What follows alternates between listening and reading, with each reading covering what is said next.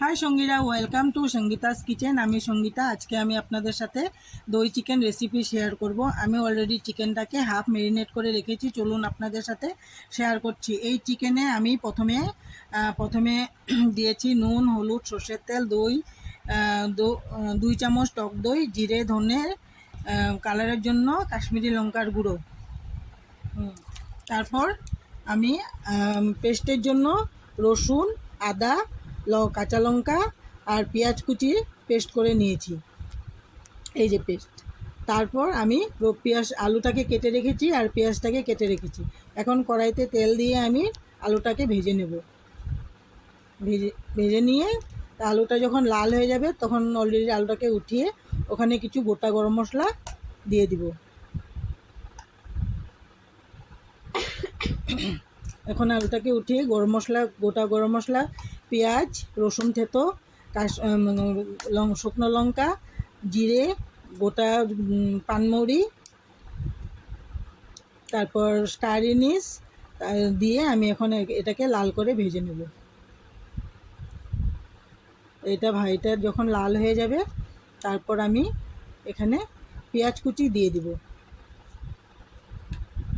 তো লাল হতে হতে এটাতে আমি একটু পেঁয়াজ কুচি দিয়ে দিব।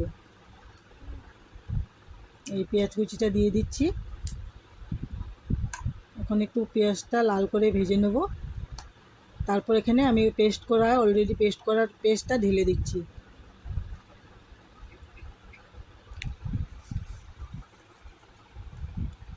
লঙ্কা, আদা, রসুন, পেঁয়াজের পেস্টটা দিয়ে আমি তেল ওঠা পর্যন্ত এটাকে কষিয়ে নেব।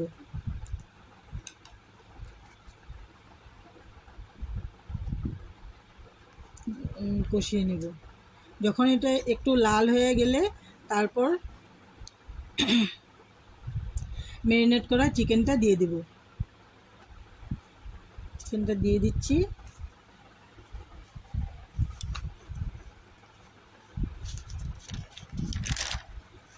তারপর আলুটাও দিয়ে দিয়েছি। তারপর ভালো মতো তেল না ছাড়া পর্যন্ত কষিয়ে নিয়ে হাফ লিটারের মতো জল অ্যাড করে দিয়ে 10 থেকে 15 মিনিট আমি এটাকে ঢাকা দিয়ে রাখবো।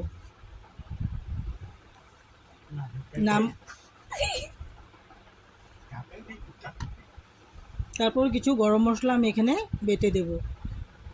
এলাচি, দারচিনি, লবঙ্গ বেটে গরম মশলা এখানে দিব, বেটে নিয়েছি।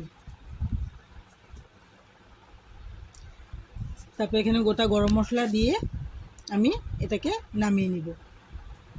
গরম মশলা দিয়ে সাথে সাথে গ্যাসটা অফ করে দিতে হয়, নাহলে এর স্মেলটা চলে যায়। চিকেনটাকে 10-15 মিনিটের জন্য কষতে থাকুক। তারপর আমি একটা গরম মশলা বেটে নিচ্ছি। গরম মশলাতে আমি দিয়েছি এলাচি, দারচিনি, লবঙ্গ, স্টার এনিস, জয়িত্রী। মশলাটা বাটা হয়ে গেছে। এখন আমি চিকেনে দিয়ে নাড়াচাড়া করে গ্যাসের ফ্লেমটাকে অফ করে দিব। অফ করে তারপর আমি আপনাদেরকে সার্ভ করে দেখাচ্ছি। চলুন, এই আমার দই চিকেন রেডি। তার সাথে পোলাও ছিল। আপনারা বাড়িতে এটা রুটি, পরোটা, গরম ভাতের সাথে ট্রাই করবেন।